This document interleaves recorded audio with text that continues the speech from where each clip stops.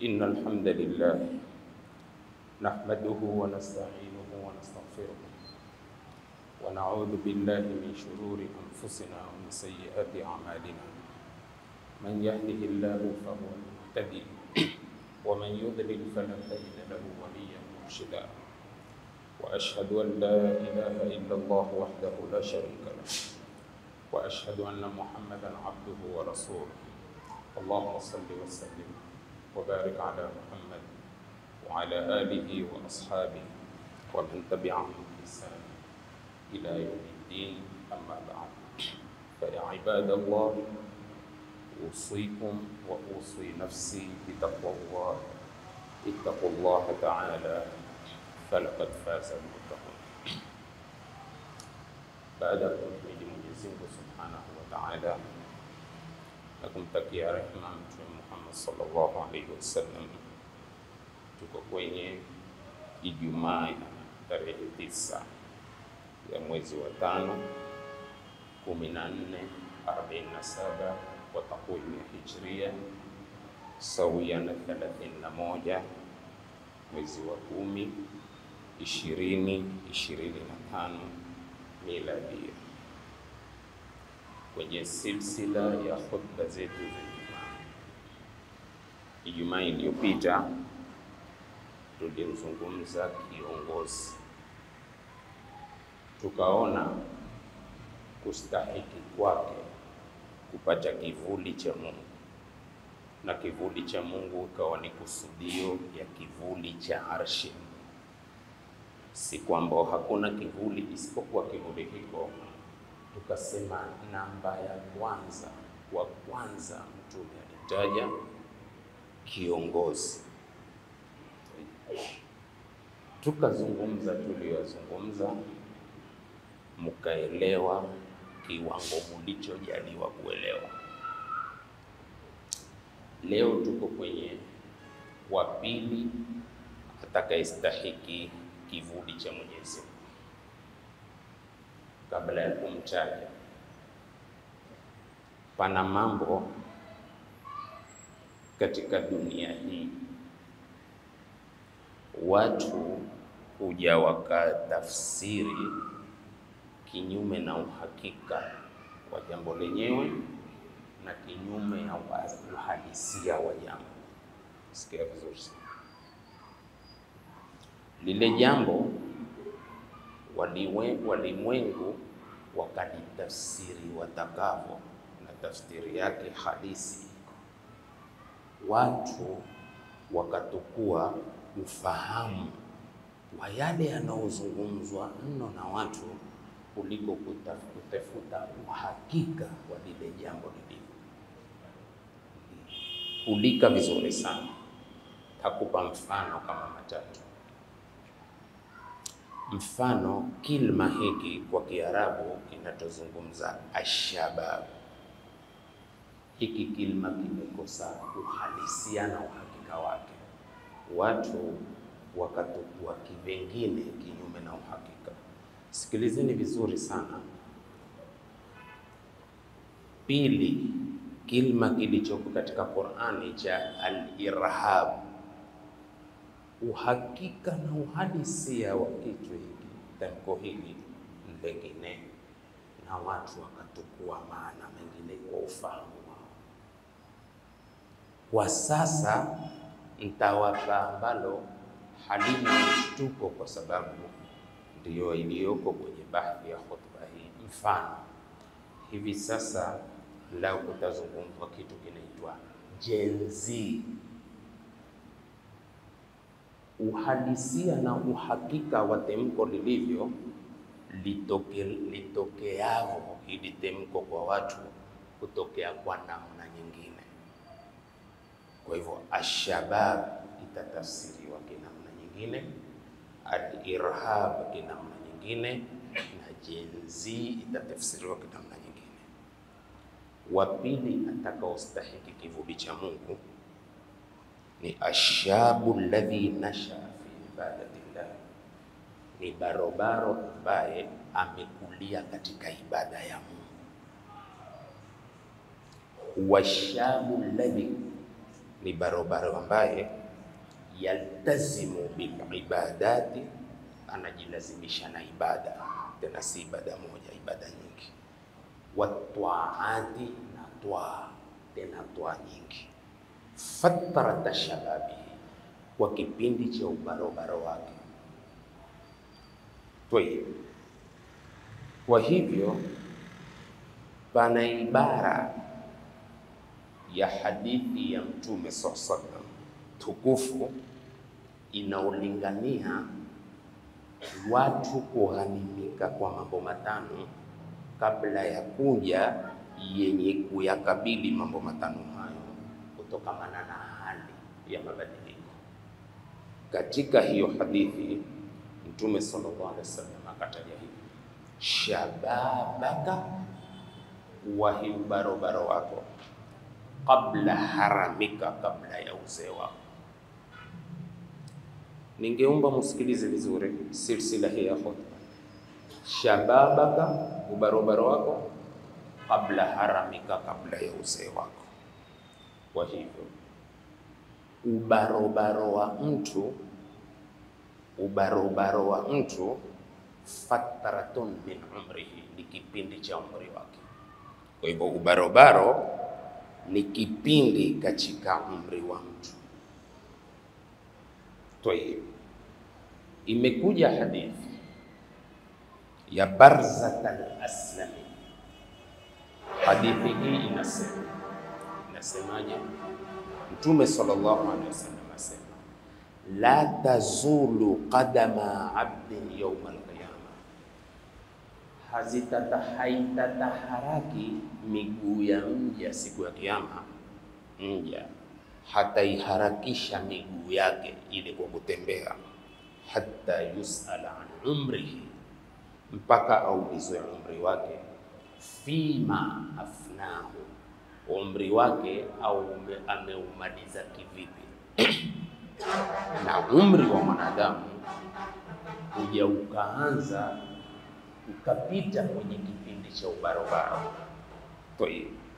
Kwa hivyo fashab, barobaro, alladhi yastahiqu dhill, ambaye anastahiki kivuli, fi yaumil qiyamati, katika siku ya kiyama. Barobaro anayestahiki kivuli siku ya kiyama, walladhi nashaa fi ibadatillah, ni yule aliyekulia katika ibada ya Mwenyezi Mungu. Wa hadha, na jambo hili, yashmulu kulla shabi, humkusanya kila barobaro, yamdhi shababu, ubarobaro wake ulioenda, fi taati llahi, katika twaa ya Mungu, kumtii Mungu, wa mtithali awamirihi, na kufuata maamrisho yake, wajtinabi nawahihi, na kuepukana na makatazo yake. Barobaro alukulia katika ibada ya Mwenyezi Mungu. Man huwa shabu, barobaro ni nani? Barobaro ni nani? Barobaro, man adraka sinna al-bulughi, ni yule aliyeudiriki, aliyepata miaka ya kubalighi, walam yasil ila sinni rujulati kamila, lakini hajafika katika wanaume kamili. Pengine unaweza weka barobaro, unasema mimi mbarobaro, mimi ni shab, au akasema, wengine hutumia kwa jame, mimi ni shabab.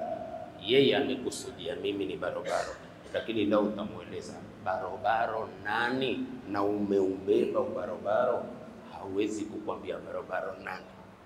Sasa haya ndiyo maafa ya watu kubeba mambo wasioyajua.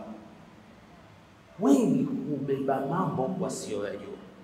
Lau utamuuliza, hili ulilolibeba, hili unalolitenda, hili unalotaharakisha umma kwalo, jambo gani kweli?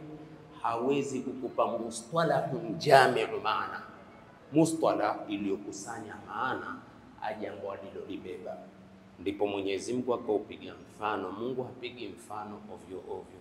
kamathali himar yahmilu asfara, kama mfano wa punda alobeba mzigo hajui alichokibeba. Mfano huu amepigwa mwanadamu, amechekwa mambo hajui alichokichekwa. Ukimwambia yajue hawezi kuyajua kwa sababu hakujua alivyoichekwa. Haya ndio maafa society, na haya ndio maafa mabarobaro, na haya ndio maafa mujtamai kwa jumla. Nisikilizeni vizuri sana. Tayeb, sasa basi hazitataharaki miguu ya mtu siku ya Kiyama mpaka ulize mambo manne. Moja ni umri wake na fatratu shabab, kipindi cha ubarobaro ni muda humpitia mwanadamu. Tayeb, ni nani barobaro? Intabih, barobaro ni alodiriki, kwa maana alopata miaka ya kubalighi lakini hajafikisha kwenye wanaume kamili. Lakini pia wayutlaq, hutafsiriwa na kukusudiwa barobaro ala marhalatin umuriyatin, kwenye marhala ya kiumri. Marhala ya kiumri tamtazu bilquwwati walhayawiyati wanishat, kipindi kinachopambanuka kwa uhai, kwa nguvu. Barobaro kwa nguvu, hayawiyatin, uhai nzuri, wanishat, na uchangamfu. Pia yuqsadu wa yutlaqu wa yuradu wa yufassar, pia kutafsiriwa barobaro hivi. Je, barobaro kwa istilahi hii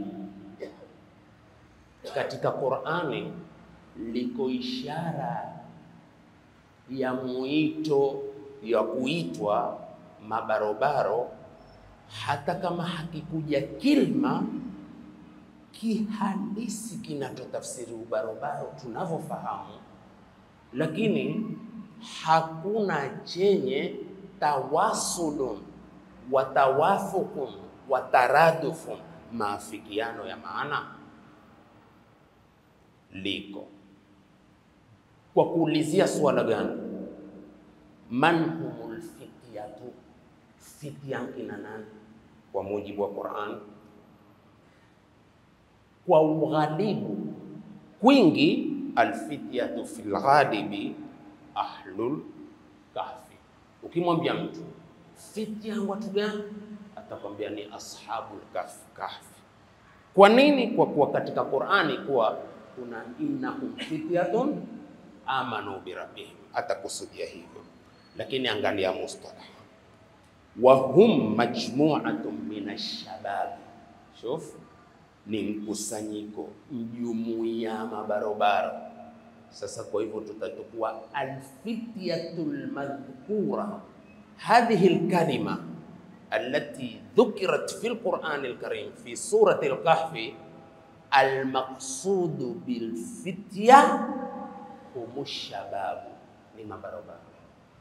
Tayib, amanu biwahdaniyatillah, waliamini upweke wa Mungu, umoja wa Mungu.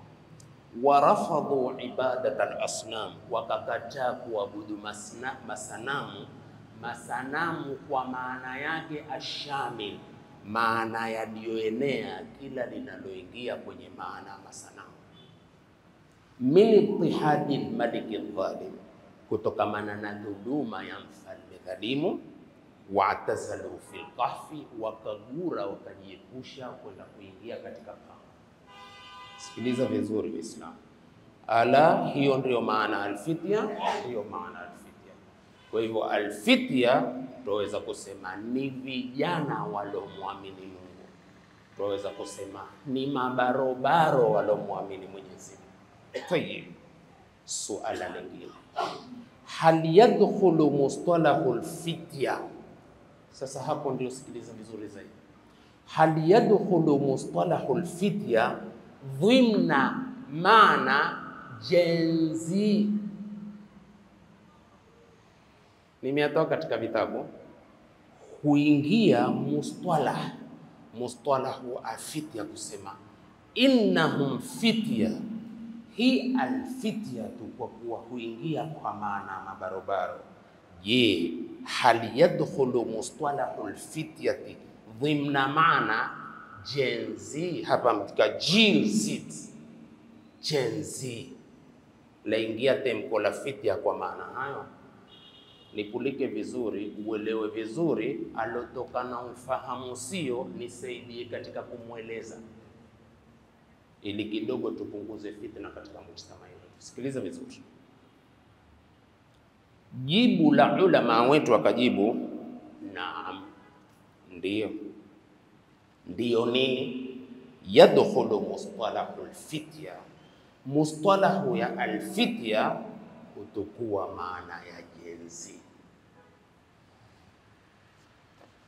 Limana lianna alfityata tusafu bishababi, kwa sababu fitya, wale vijana waliotaja katika suratul Kahfi, husifiwa kwa ubarobaro, kwa hivyo ni mabarobaro. Na temko la Gen Z, hum jilu shababi al-asghari sinna, ni jil, ni nkao, ni generation ya mabarobaro wenye umri mdogo. Yasishtushe pulika tu uelewe Uislamu wako. Mtume akisema wapili mbarobaro alokulia katika ibada ya Mwenyezi Mungu, tutawatefuta mabarobaro kwa maana yake shamil na kwa wakiia tulionao. Matemshi yasiyopewa uhalisia na uhakika, uhakika wake ni upi na uhalisia wake ni upi? Ni wepesi hivi sasa kusema mfano vijana wa msikiti hapa moja kwa moja wakajiita Gen Z, lazima nje kutakuwa ni shisheli, sio? Manake nini? Kwa kuwa wamelitukua hili temko kwa maana yake yasiyokuwa ya uhakika. Uislamu wetu haupeleki mambo kimbirinifu, upeleka mambo kwa nidhamu maridadi. Sikiliza vizuri sana. Lianna alfityata tusafu bishabab wa Gen Z ni jilu shababi al-asghar sinna katika vitabu vyetu.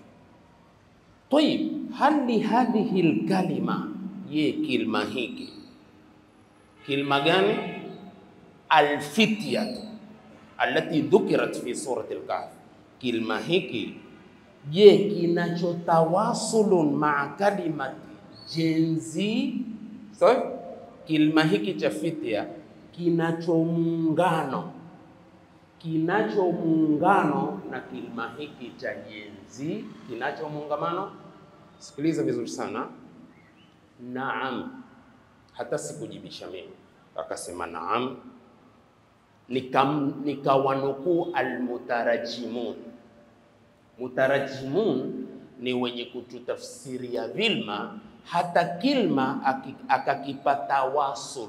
Kilma cha Kiingereza akakipa muungano, kwa Kiarabu kilma hiki kitakuwa vipi? Kilma cha Kiarabu akakipa muungano kwa Kiingereza na kwa Kiswahili kitakuwa hivi. Wakasema ndio. Sasa angalia na wanukuu almutarajimun. Intabihi ndugu zangu katika imani, naanza kunukuu. Tunayentefuta ni nani? Tunayentefuta ni wapili mwenye kustahiki kivuli cha Mungu, siku ambao hakuna kivuli isipokuwa kivuli hicho. Nani? Barobaro alokulia katika ibada ya Mungu. Ndipo tulipotoka, hapo ndipo tunatafuta. Usivurugike, fuata hatua kwa hatua. Almutarajimun, na wanukuu kwa kusema, na wanukuu kwenye lipi? Na wanukuu kwenye hadi hadhihi alkalimati alfityatu tawasulun ma'a kalimati Gen Z. Hapa hawakupacha kilma asili cha ufasaha isipokuwa akiandika jil kisha zid. Mafhum? Kwa maana watupa tafsiri ndio wanavyotemka wao, ambao kwa wepesi nyinyi hutemka jenzi. Sahih? Tayyib. Mutarajimun na wanukuu na nukuu kutoka kwenye Kiswahili. Si hapa tunao wazungu chungu mzima, alaysa kadhalika? Tukitemka kilma, tukitemka kwa Kiingereza kwa kunukuu hapa, kitakuwa kigeni hiko. Hasikiliza na nukuu, usishtuke na nukuu.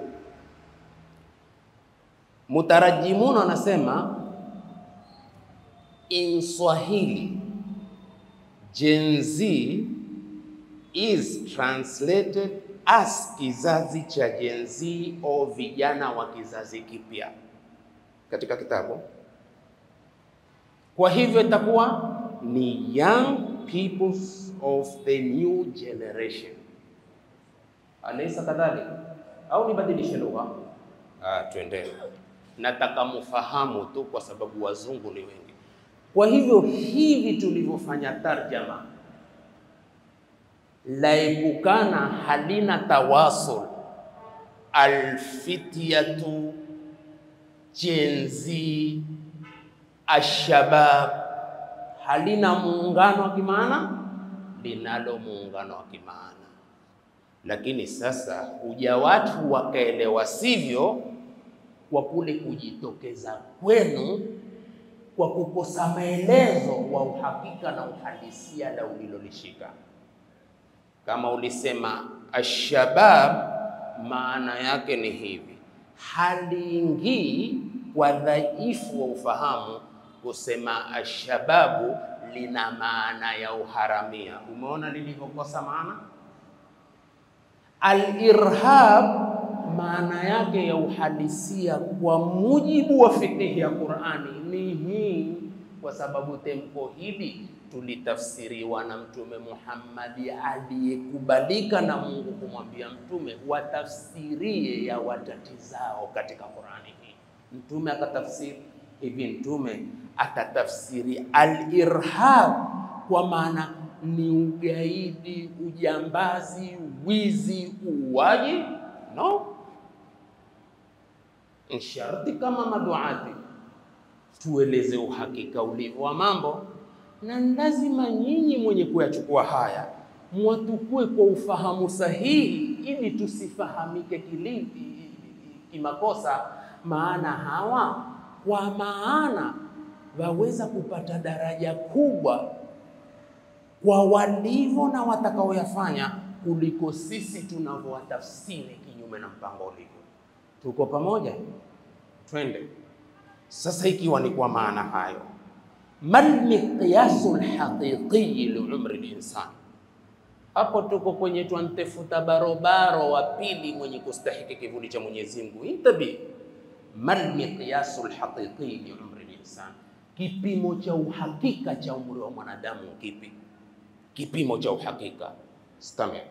Al-umru al-haqiqi, umri wa kihakika, huwa sihhatu, ni afya. Afya ya mtu ndiyo umri wa uhakika wa mtu. Wa huwa takdiru al-amali, ni kipimo cha kufanya lihalati a'dha'i jasadika, kwa hali ya viungo vya mwili wako. Wa sihhati al-amaliyati al-hayawiyya, na kusihi vitendo, kusihi matendo ya mtu kutenda. Mathalan, nitakupigia mfano. Intabi, usitoke dira zako ziwe kwenye wa pili, namba 2 atakayestahiki kivuli cha arshi ya Mungu, ambayo ni daraja kubwa sana, ni barobaro aliyekulia katika ibada ya Mwenyezi Mungu. Usitoke hapo. Kwa hiyo nikupigie mfano ya kuwa al-miqyasul haqiqi li umri al-insan huwa as-sihhatu wa huwa at-taqdiru al-amali bi halati a'dha'i jasadika wa sihhati al-amaliyati al-hayawiyya. Mfano, wawili wenye umri wa miaka 50, watu wawili kila mmoja una miaka 50. Intabi, utakuta kwenye wawili hao huyu ana miaka 50 lakini anavojitokeza na kutenda na kuwa tayari na kufanya ibada na mwili wa ruhusu, utasema huyu ana miaka 35 ambao ni ya ubarobaro ule koma, na ana miaka mingapi? 50. Na utamkuta huyo wa miaka 50 au kinyume chake huyu wa miaka 50 akawa utasema kwamba ni miaka 35 kulingamana na alivyojitokeza. Hata ukienda kinyume chake wa miaka 30, hata wakati tulionao utamuona barobaro wa miaka ya ruhusu, lakini kama kizere kwenye kutembea kwake, kwenye kunena kwake, amevundika, hawezi kufanya lolote. Na huyo wa miaka 50 aweza kuongea pande zote, akaingia kwenye uchangamfu ukamhesabu barobaro, na ni miaka 50 akawa pia hawezi lolote. Kwa hivyo almiqyasul haqiqi li umri lisan huwa siha, na mwili kufanyeje? Na mwili kufanya kazi. Toye. Kwa hivyo kivipi? Pana miongozo inaotupa wa kuweza kwenye kuzungumza wal kamalul mutlaq lillahi tabaraka wa taala. Pengine mimi niseme hivi kwa kule, niseme kwa jitihadi. Ni huwa hucha sana pengine kwa kunishopoka tu hicho. Sisemi kusema kwa kujitahidi, naweza darajatul ijtihadi sio mchezo. Mpaka mwanafunzi akipanda katika mbiwale akasema mimi kwa jitihadi yangu, hizi mara nyingi huwa ni ghurur na ni hatari kabisa. Darajatul ijtihadi sio mchezo, lakini yacheni kwa uelewa. Ndivyoelewa mathalan nikasema msiseme katika vijana kwa kukusudia alfityatul ladhina amanu alladhina dhukiru fi suratil Kahf. Msiseme hivyo, wala msiseme katika ashabab, msiseme hivyo, na ambavyo Mtume amesema hivyo kwa kutufundisha sisi. Nataka munielewe vizuri. Nikasema katika jenzi paweza kwa kiwango kikubwa kupatikana watakaofinikwa na kivuli cha Mungu, siku ambao hakuna kivuli isipokuwa kivuli hiko. Bila ya ufafanuzi haliwi sheshegi, bila ya ufafanuzi utachesha. Kumbe jenzi pia watakuwa watafinikwa na kivuli cha Mwenyezi Mungu. Basi haya, mwenye duka la ncho ndo kulivunda nini? Sasa hapo ndio mutatoa picha ya maana mbovu ya jenzi. Sikiliza vizuri. Haya, ipi ramani waweza katika jenzi?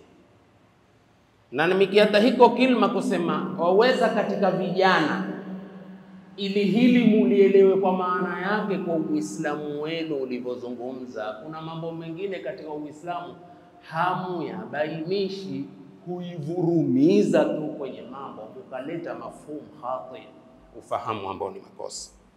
Iko ramani? Iko ramani. Moja, at-ta'atu, kuna taa. Inna ta'ata Allahi, hakika taa ya kumtii Mungu, taj'alu shababa, inawafanya mabarobaro, yashkuruna Allah ala ma wahabahum, wanamshukuru Mungu kwa walichowapa min ni'matin wa shababin, kutokamana na neema. Sasa nikisema katika mabarobaro waweza kupatikana mwenye utiifu wa kumtii Mungu kwa neema ya ubarobaro waliopewa na kule kusimama kwao kwa toa ya kumtii Mwenyezi Mungu. Sasa akamtii Mwenyezi Mungu, barobaro 5 salawati. Barobaro ni mtu wa sunna, kufanya mambo ya sunna. Barobaro ni mtu muamala wake mzuri. Barobaro ni mtu akiona kuwa pana maduka huvamiwa na hao mabarobaro ambao sivyo kwenye maana takiwa wenye kustahiki kivuli cha Mungu, kujitokeza wakaozuia ili mali ya watu yapate nusra. Jamani, na mieni ni kama wako katika jenzi, watu hao hawafai kustahiki kivuli cha Mungu, siku ambao hakuna kivuli isipokuwa kivuli hiko. Uislamu wetu ni mpana, na mtu utaka maandalizi ya kuaddress umma, hususan katika kipindi ambacho ufahamu ni finyo sana kwa wengi na Uislamu ndio target ya wengi, kupotolewa Waislamu na maadili yao na kuvundiwa heshima yao na kupotolewa kabisa. Sijui mnaelewa ndugu zangu. Inshallah Mwenyezi Mungu atawapa fahamu ya kufahamu. Nimeona clip moja nikaisikiliza, wala ilikuwa si drama jukwaani, ni ukweli.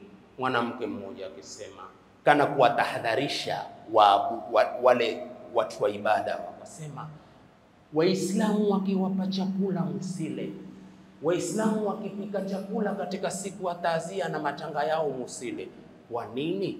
Kwani chakula kinachopikwa hupikwa kwa maji yale ya wanaomuoshia maiti.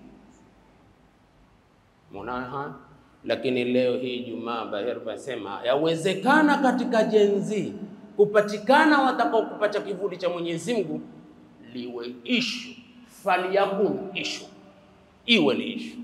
Lakini ndio maana ni lazima mtu asimame kwa ukweli anaoitakidi. Ukweli umekuwa ni mchache sana kwa wengi wetu katika waumini Waislamu, na tunafanya mambo makubwa ya Uislamu, lakini kuna vijidogodogo ya kuyaharibu hayo makubwa, kwa sababu madogo kwenye kudumu ndio yanaoharibu makubwa. Kullul hawadithi mabdaha minan nadhari wa mu'dhamu an-nari min mustasari shar. Kila kitu uanzilishi wake kwa tete ndogo ndogo tu, na uzinifu ni mkubwa, uanzilishi wake ni kwa nadhar, ni kumtazama mrembo tu, na moto mkubwa kutokamana na tete ndogo tu. Madogo madogo kwetu sisi Waislamu, mfano kuvunda ahadi, uongo, kufanya mambo kibaranganya, maneno mengi yasiokuwa na uhakika na ukweli, ndiyo yanotuharibia mengi katika mambo yetu ya Kiislamu. Kwa hivyo barobaro ntiifu, jenzi ntiifu, anaswali swala 5, ameudhabiti msikiti kwa mambo yanayostahili kufanywa kwenye msikiti biidhnillahil karim, na kwa kuwa Mwenyezi Mungu hahalifu ahadi na mtume ni kweli, kwa kuwa ni shabu nashaa fi ibadatillah, ni barobaro alokulia katika ibada ya Mwenyezi Mungu, yastahiqu an yakuna min jumlati alladhina wajadu dhilla Allah yawma la dhilla illa dhilluh, astahiki kivuli. Lakini bora muelewe huu mustalah moja litakalomfanya barobaro wa pili apache kivuli cha Mwenyezi Mungu ni al-ibadatu. Ibada, innal ibadata, hakika ibada, taj'alu shababa, huwafanya mabarobaro. Ibada huwafanya alfitya alladhina amanu, ibada huwafanya jenzi yanmuna fil ibada, kukulia katika ibada. Wayashkuruna Allah ala ni'mati shabab, wamshukuru Mungu juu ya neema ya ubarobaro. Wataj'aluhum, na ibada huwafanya jenzi afdala min ghairihim, wa bora kuliko wengine, minashababi, katika mabarobaro, al-asina wa asi. Sasa hapa ni mawini ndugu zangu, kwa mujibu wa hili ibara, wale jenzi ambao amanu billahi, hawataki kufanya uharibifu, wataka kufanya uadilifu, hao watu wengine. Bali katika hao wanaojiita hivyo kuna minashababi al-asina, katika mabarobaro wenye kuasi. Huwezi kupambanua hapo na ukapita kwenye barabara waweza kustahiki kivuli cha Mwenyezi Mungu? Naam. Manake tusikome kwenye wapili barobaro mwenye kukulia katika ibada ya Mwenyezi Mungu. Basi wa akhiru da'wahu alhamdulillahi rabbil alamin, wenye kusikia akalisikia hilo mpaka upate maana ya kina ya mbali, ili uwe na uhakika kwamba kweli mtume neno lake moja lina mafunzo mengi sana. Tayyib, kullu shababi, mabarobaro wote, nashau fi ibadatillah, walokulia katika ibada ya Mungu, sayahdhauna bidhillillah, watabahatika kupata kivuli cha Mungu, yauma la dhilla illa dhillu, siku ambao hakuna kivuli isipokuwa kivuli hiko. Kwa hiyo min haythu al-umum, namaliza kwa namna ya umumi ya hadithi, kuenea kwa hii hadithi, nahkumu, tunahukumu, ulama wetu wasema bi anna shababa thalathatu aqsam, mabarobaro ni sampuli tatu. Ntarudia tena, mabarobaro ni sampuli tatu. Hata hawa alfityatu waliotajwa, waliotuparamani kwa kuwa walikuwa vijana, basi kwa kila kijana tuwapeleke kwenye makundi matatu. Sasa tuliangalie ni kundi lipi husika sahihi, tuliunganishe na wapili atakayefunikwa na kivuli cha Mwenyezi Mungu. Akhtim bil khutbah thalathatu aqsam. Kuna shababun mustaqimun, kuna barobaro alolingana kwenye usawa, mwenye kutaka usawa. Kuna mabarobaro ni'mal maula wa ni'mal nasrullah alazim, wazungumzi wazuri, wanashirikiana na watu kuzuri, wanasaidiana na watu vizuri, alhamdulillah. Wako mabarobaro ambao wamejilazimisha na misikiti, wanafagia misikiti, wanashughulika na mambo ya kujaza mabirika yale ya kikwetu kwetu, kujaza mabirika, na kila mmoja kunyang'anyia atakawe na kazi hii. Hapo ukimwambia barobaro mfutia nami dirisha tu, atakwambia kwamba kwa, lakini baada ya kufutia dirisha kanipeleke kwa jito anifichaje. Uyambo kutoka mchedu wa kutuba na Qur'ani kumtoa mtu. Lakini wako wenye kujitolea, wenye kupiga mandeki, lakini ukijitokeza kusema mashallah jazakumullah khair, na mimi nawashajisha kwa hivi.